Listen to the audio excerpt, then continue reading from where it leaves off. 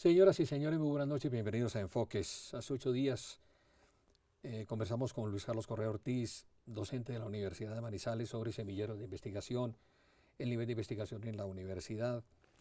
Y en esta ocasión, además de agradecerle su concurso nuevamente en este espacio, Luis Carlos, estamos muy interesados en hablar, hombre, sobre la robótica, que tiene mucho que ver con la facultad en la que te desempeñas.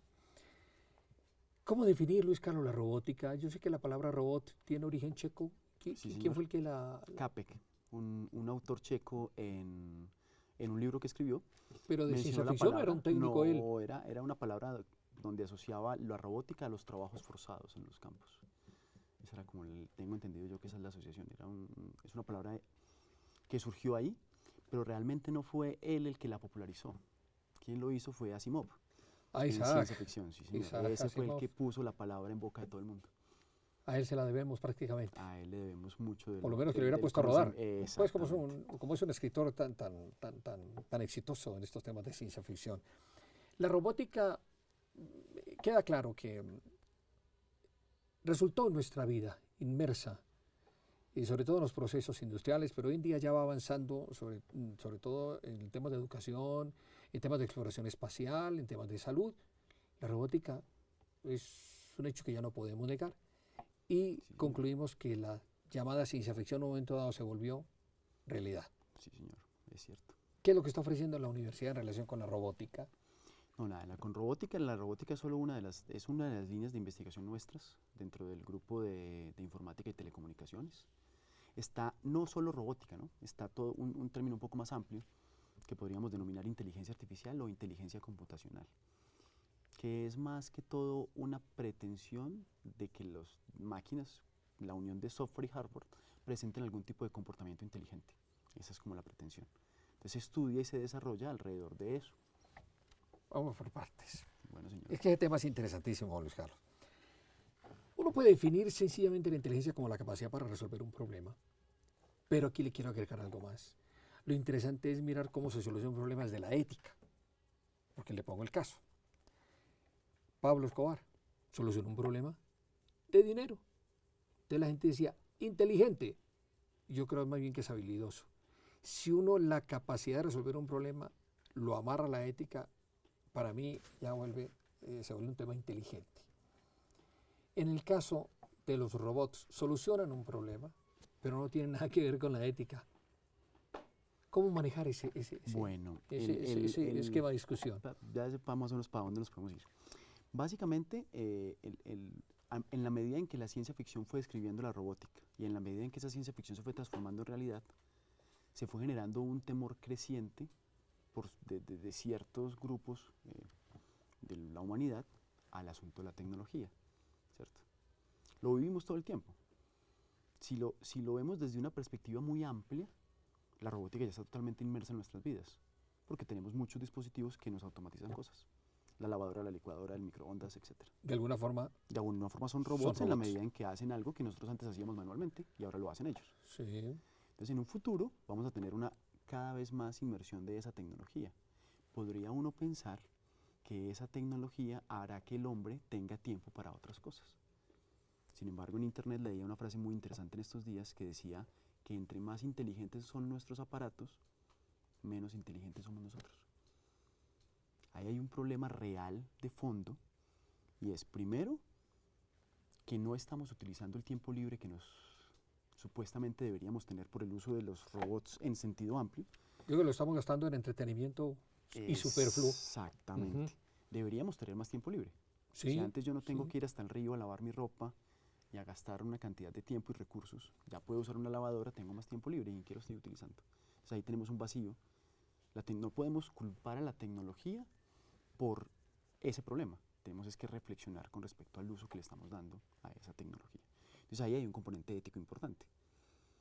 ¿Por qué? Porque el hombre debe siempre pensar en las consecuencias de sus acciones. Ponías el ejemplo de Pablo Escobar, sí, claro, es un ejemplo clarísimo al respecto del cómo él soluciona un problema, pero no lo hace de una forma ética. Ejemplos hay muchísimos, Claro. con la tecnología hay muchísimos. Cuando yo estudié ingeniería electrónica, el profesor que me daba a mí ese asunto ético me planteó, usted va a automatizar una empresa. Obviamente voy a ser más eficiente, más eficaz, voy a aumentar recursos, todo con respecto a la empresa. Bueno, y las 25 o 30 personas que se van a quedar sin trabajo, ¿qué? ¿Qué va a pasar con esas personas? Y se lo hizo fue.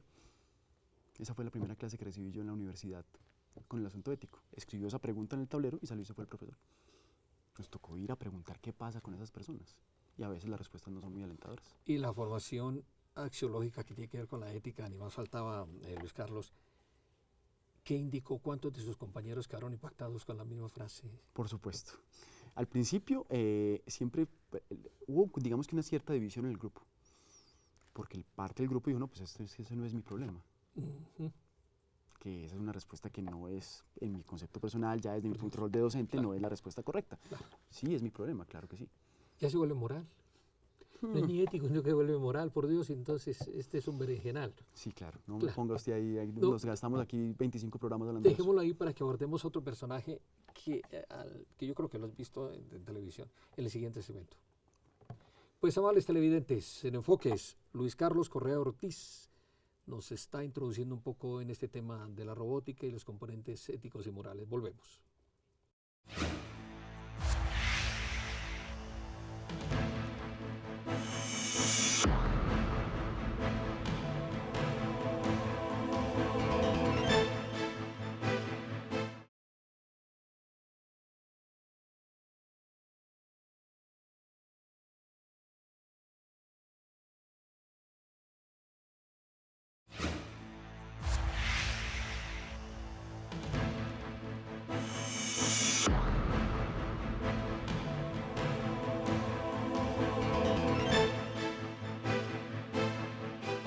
Luis Carlos, en Star Trek, una serie de ciencia ficción para seguir en esta línea de cómo la ciencia ficción jalona muchos desarrollos tecnológicos y de ciencia, hay un personaje que me ha cautivado.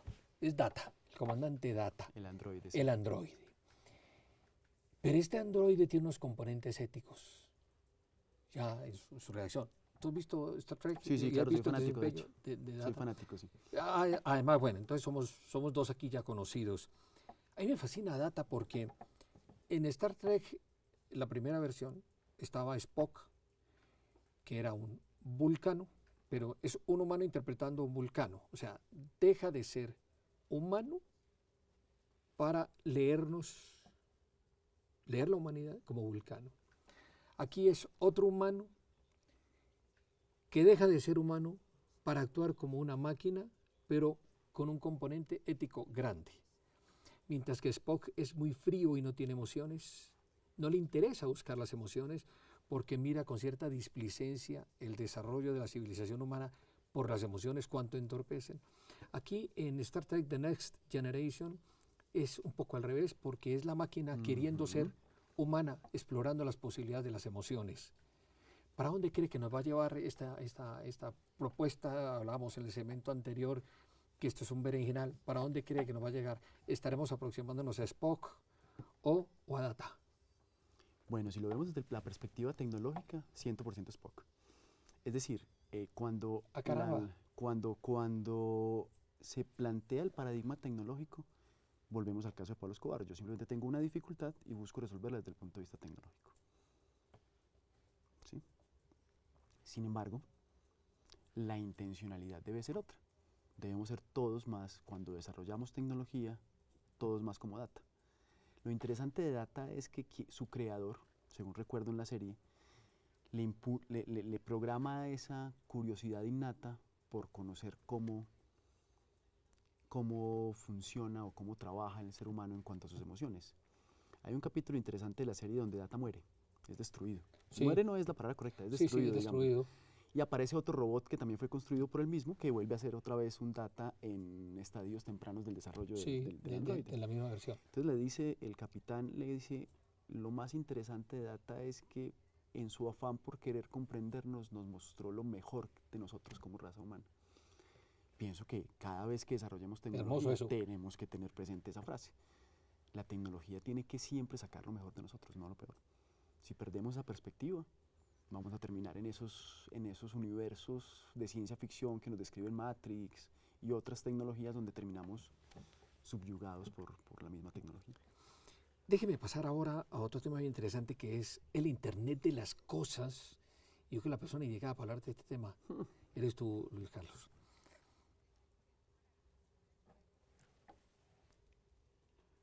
Leí alguna vez que una de las investigaciones era procurar introducir algo parecido al miedo a algunas máquinas para que no cometan errores. Y que sería ideal que eso lo lograran hacer con los aviones, para que el avión por sí solo, per se, no se accidentara, no perdiera la condición de su existencia, su condición ontológica. El Internet de las cosas nos va llevando no solamente a la interconectividad de todos los elementos desde el punto de vista de la informática, del cruce de la información, sino también a estos estadios que estoy planteando. Bueno, no estoy tan seguro si logremos llegar hasta allá. Sí. No, esto es, no. Por lo menos hoy no, pero la verdad, ciencia ficción... la pregunta para mí es nueva. La pregunta es nueva para mí. La pregunta del sentido de autoconservación del... De la preservación de la existencia. No hablemos de la vida, pues, pero sí de la existencia. Sin embargo, volviendo a la ciencia ficción y volviendo a Asimov más o menos en sus leyes de robótica trata en la última de contemplar ese tipo de cosas, de que él no se haga daño a sí mismo y trate de conservar su ser. Lo del Internet de las cosas, en un principio, vamos hacia el mismo lugar, ¿no? La tecnología haciéndonos más fácil las cosas. Esa es como la intención. ¿Por qué no le explicamos a los televidentes qué es el Internet de las cosas? El Internet de las cosas es la posibilidad de cualquier objeto de estar conectado a la Internet. Un ejemplo muy simpático y muy particular es el desarrollo que hizo Google recientemente con unas gafas. Yo tengo unas gafas, entonces ya estoy rompiendo el paradigma de una interfaz, mouse, pantalla, entonces tengo ya todo mucho más cerca. Y esas gafas, siendo gafas, están conectadas independientemente a Internet. Vamos a tener conectados a Internet desde la olla arrocera hasta los zapatos, la nevera, todo. Con el fin de que yo pueda tener información de todos mis dispositivos, de todas mis pertenencias y pueda usarlas remotamente. ¿El mismo carro? Remotamente, claro que sí. El mismo carro también. ¿Y esto automatizará la vida del ser humano o nos pondrá esclavos? Esperemos que sí. Google ya tiene los invito a que busquen el video en Internet, ya tiene un vehículo que se conduce solo. Google es, digamos, la compañía que nos está mostrando esto del Internet de las cosas hacia dónde va. Recientemente adquirieron una fábrica de hardware que fabrica los dispositivos con los cuales se conectan, los accesos Wi-Fi, para poder involucrar esos accesos miniaturizados electrónicamente a todas las cosas. A mí de todo esto, Luis Carlos, ¿sabes qué me preocupa? Una hecatombe, o hecatombe no, digamos, más que la amenaza, la consecuencia, por ejemplo, de una eyección de masa coronal del Sol, que en un momento dado llegue a polarizar las condiciones atmosféricas de ionización y que en consecuencia quedemos incomunicados. Y ante ese escenario poco más estamos haciendo. O sea, estamos muy acelerados en esa investigación por ese lado. Conectémonos. Pero ¿qué va a pasar si la dependencia de la conectividad se vea amenazada por una actividad solar como la que estoy planteando y en un momento dado tengamos... Sin ese escenario cataclísmico de la explosión solar, pensemos en cada uno en lo cotidiano. Estoy en mi oficina y por alguna extraña razón se cayó un cable en determinado lugar, se fue la energía eléctrica, no tenemos internet. Los invito a que analicen qué sucede en las oficinas cuando no hay internet. La gente sale de las oficinas, se queja, dice no puedo trabajar porque no tengo acceso a internet. Las personas que a mí me tocó parte de la transición. Para mí internet cuando empecé a trabajar era un recurso limitado. O sea, yo tenía que usarlo, pero limitado. Cuando estudié igual, tengo media hora porque eso era costosísimo. Ahora el acceso a internet es cotidiano.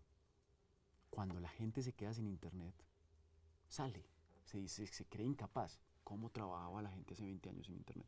La universidad tiene 40 años. A ver, le pongo un ejemplo más elemental todavía, por mi ignorancia en el tema, y es cuando alguien extravía el celular, pierde la conexión con el mundo. Yo he visto gente estresada. Genera pánico, le genera pánico a la gente. Con pánico. Yo no sé, Luis Carlos, definitivamente, si la solución es mantener un sistema redundante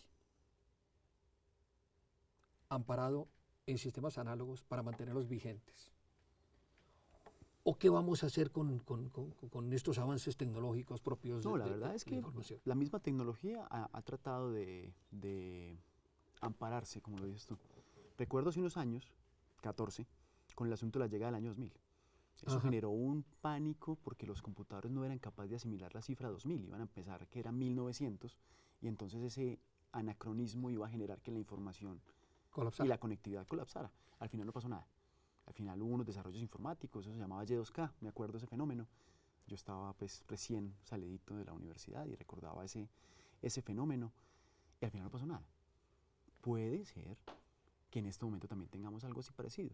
Tengamos digamos que un sistema de respaldo. Preocupante será que en un momento las fuentes, todo funciona con energía. En el momento en que tengamos digamos una ausencia sistemática de energía. Digamos, por ejemplo, Colombia se había abocado a otro apagón. Tenemos unos problemas con las represas y el nivel de agua y demás. Sí, sí. Colombia se había abocado a una situación con la que vivimos bajo el gobierno Gaviria. ¿Qué va a pasar con los sistemas de información? ¿Qué va a pasar con la gente que trabaja con eso? Bueno, estos son interrogantes, pero para terminar este segmento, Luis Carlos, que es muy interesante, ¿quién está pensando este tema? ¿Quién está pensando el tema? Inicialmente los grandes proveedores de servicios de información. ¿Y, Google, IBM, y crees que es Microsoft. correcto que ellos solo se queden con la reflexión y nosotros aquí esperando a ver qué piensan por Eso nosotros? nos está creando una dependencia. En la universidad, por ejemplo, durante años hemos hablado, no sé si has escuchado algo al respecto, del paradigma del software libre versus el software Ajá, propietario. Algunos gobiernos ya lo han decidido. No vamos a comprar software. Todo tiene que ser libre y no vamos a pagar por algo. De caramba. la misma manera, es momento de generar esas independencias. No podemos, hoy Google es gratuito. Y con Google utilizamos una cantidad de servicios, correo electrónico, hojas de cálculo en línea, bueno, Y creo que el internet va para gratuito también. básicamente. Y si el día de mañana Google decide no, ¿sabe qué? A partir de mañana voy a cobrar por todos los servicios que presto. ¿En qué situación de dependencia nos pone? Debemos generar, detrás de la tecnología siempre tiene que haber un pensamiento que genere independencia, porque si no, nos vamos a ver sometidos por la tecnología. Pues amables televidentes, en Enfoques, Luis Carlos Correa Ortiz, ingeniero electrónico, docente de la Universidad de Manizales, quien está adscrito a la Facultad de Ciencias e Ingeniería de la Universidad de Manizales y quien es el coordinador institucional de los semilleros de investigación, haciendo análisis sobre todo este tema que cautiva tanto. Ya volvemos.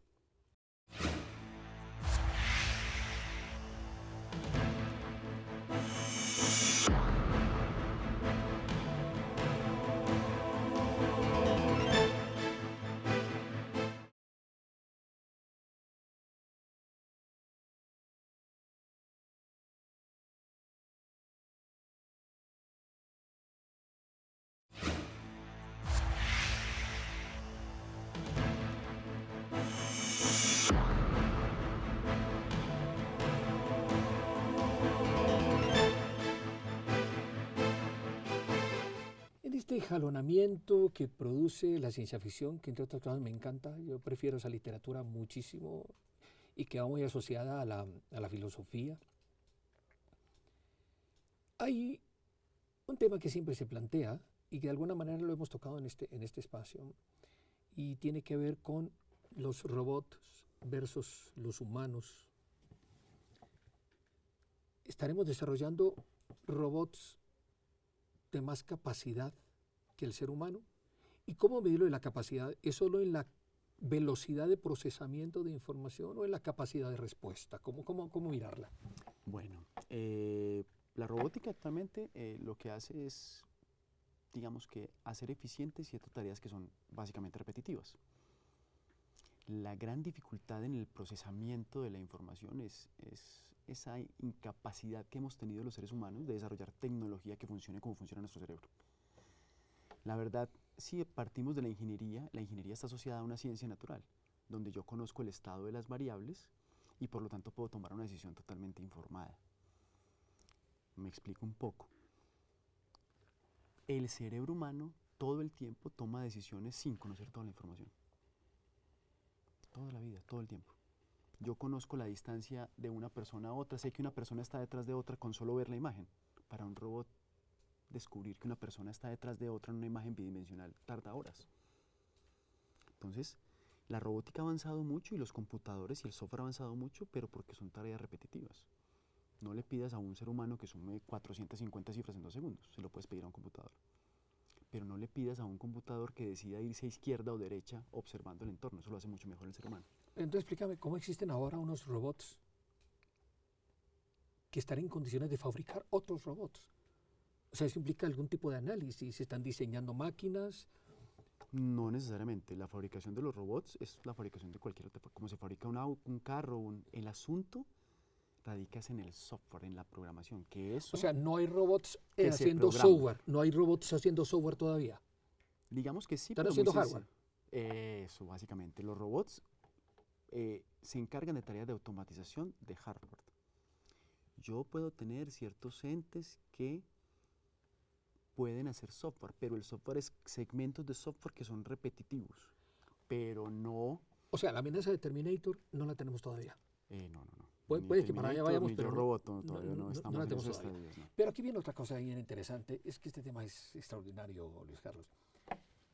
La física cuántica está abriendo unos escenarios rapidísimos y extraordinarios. El horizonte lo amplió infinidad de veces.